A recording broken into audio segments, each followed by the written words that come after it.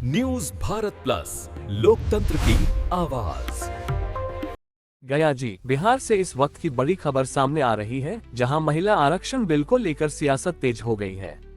भारतीय जनता युवा मोर्चा गयाजी पूर्वी के नेतृत्व में आज जगजीवन कॉलेज के गेट पर विपक्ष के नेता राहुल गांधी के पुतला दहन कर विपक्ष के खिलाफ जोरदार विरोध प्रदर्शन किया गया।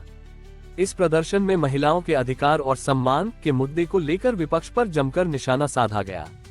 कार्यक्रम की अध्यक्षता करते हुए युवा मोर्चा अध्यक्ष अमर शेखर ने विपक्षी दलों पर तीखा हमला बोला। उन्होंने कहा कि जो विपक्ष महिलाओं के अधिकारों की बात करता है, वही संसद में महिला आरक्षण बिल को विफल कर महिलाओं के सशक्तिकरण के साथ विश्वासघात कर रहा है।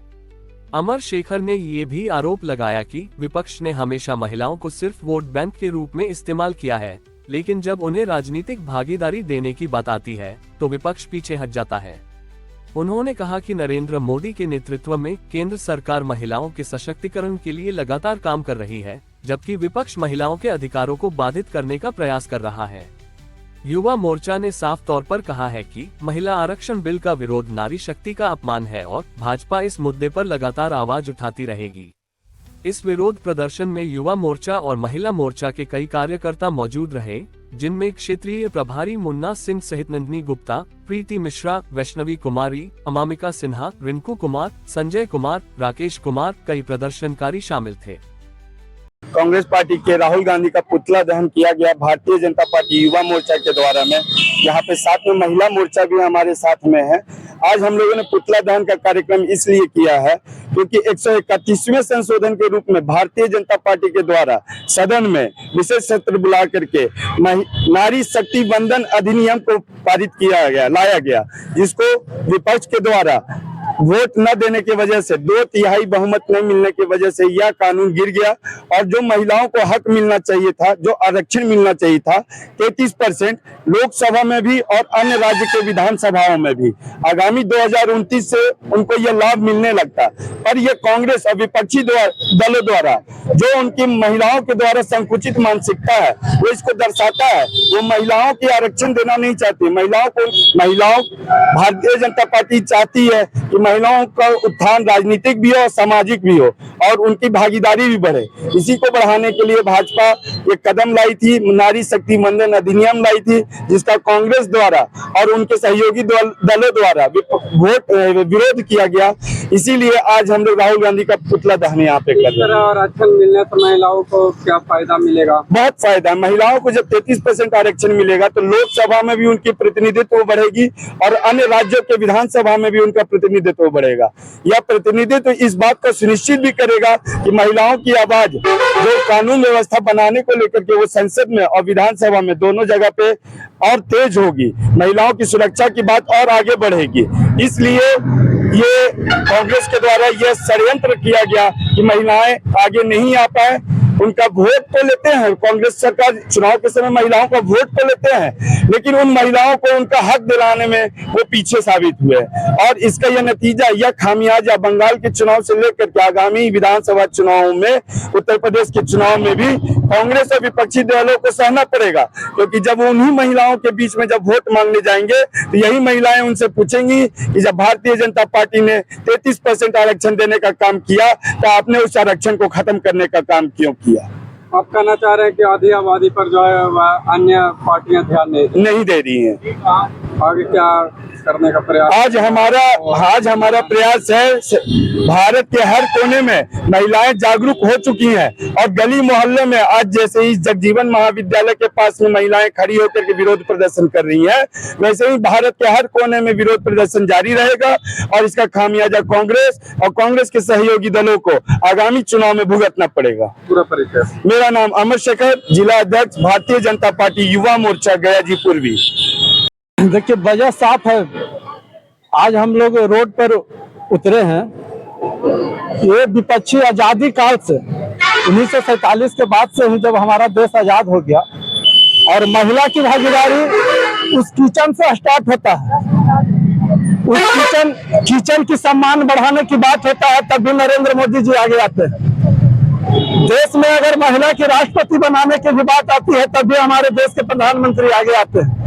लेकिन विपक्ष का सोच जितने भी इंडी गठबंधन वाले हैं, जब भी महिला की बात रोड पर तो करते हैं, सदन में तो करते हैं, जब सदन के द्वारा पास कराने की बात आती है तो विपक्ष में वोट देते हैं कि महिला का अधिकार न मिले, महिला सिर्फ किचन तक ही सीमित रहे।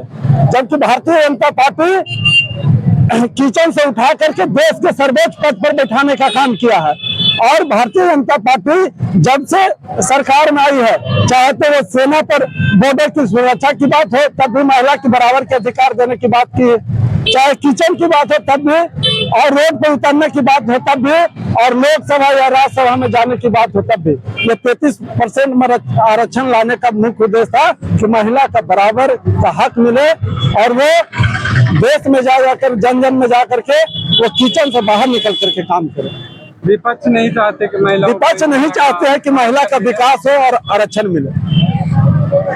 आज पुतला दहन किए। आज इस अवसर पर भारतीय जनता युवा मोर्चा के बैनर तले और भारतीय जनता पार्टी के बैनर तले आज हम लोग जयजीवन महाविद्यालय, ये शैक्षणिक स्थल हम लोगों ने चुना कि यहाँ से ही हमारी बहनें निकल करके जाती है और देश में जा करके मेरा नाम रोशन करती है। पूर्व में भी भारतीय जनता पार्टी विदेश का महिला प्रमुख स्वर्गीय श्रीमती सुषमा स्वराज जी का भी बनाने का काम किया है। इसलिए भारतीय जनता पार्टी में कहीं खोट नहीं है। खोट जब भी है तो इंडी गठबंधन वाले में है। वो कभी नहीं चाहते हैं कि महिला को आरक्षण मिले, वो सिर्फ रोड पर और मीडिया में बात करते हैं।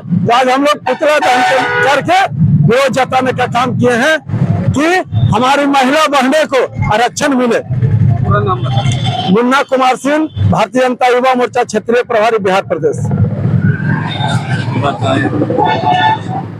राहुल गांधी जी का पुतला दहन किया गया, क्या वजह रही कि आप लोग पुतला दहन? वजह देखिए, एक बिल आई थी जिसमें महिलाओं को आरक्षण देने की बात हुई थी, पर विपक्ष वालों ने उस बिल को पास होने नहीं दिया। तो ये दर्शाता है कि महिलाओं के प्रति उनके मन में कितना सम्मान है। अगर महिलाओं को आगे बढ़ने का मौका एक सरकार दे रही है तो उसको रोकने का काम विपक्ष कर रहे हैं। तो वो दर्शा रहे हैं कि वो महिलाओं का सम्मान उनके दिमाग में तो है नहीं। लिखते आगे आप क्या करिएगा इस तरह का भारतीय रणनीति में? हम लोग इसको लेकर अभी आगे तक जाएंगे और जब तक ये बिल दोबारा से ये नहीं होता, हम लोग सभी अभी महिला मोर्चा की भी महिलाएं हमारे साथ हैं, भाजपा के युवा मोर्चा के भी लोग हमारे साथ हैं और अखिल भारतीय विद्यार्थी परिषद की भी सारे कार्यकर्ता, खास करके छात्रा कार्यकर्ता भी हमारे साथ हैं। और हम इसको लेकर आगे तक जाएंगे और बात करेंगे ताकि ये बिल दोबारा आए और दोबारा पास हो। महिला को आरक्षण मिल जाने से क्या फायदा?